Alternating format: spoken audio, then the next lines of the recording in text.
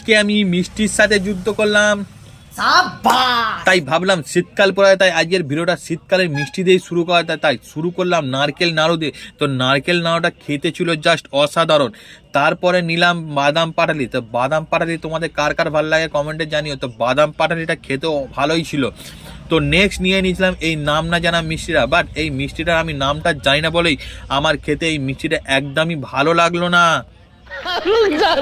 তো তারপরে নিয়েছিলাম গুড়ের পাটালি। তো গুড়ের পাটালিটার সঙ্গে অনেকক্ষণ যুদ্ধ করার পর জয়ী হয়ে সেই পাটালিটাকে পেটে চালান করে দিলাম। তারপরে নিলাম গুড়ের রসগোল্লাটার পেটটা কেটে নিলাম, পেট কাটা রসগোল্লাটাকে মুখে পুরে দিলাম। রসগোল্লাটা খেতে জাস্ট অসাধারণ ছিল। শীতকালে মোয়া ছাড়া ঠিক জমে, তাই মোয়া দিয়ে ভিডিওটাকে শেষ করলাম। তো তোমাদের ভিডিওটা কেমন লাগলো লাইক করো, কমেন্ট করো আর সাবস্ক্রাইব করতে ভুলো না। Tata, bye bye.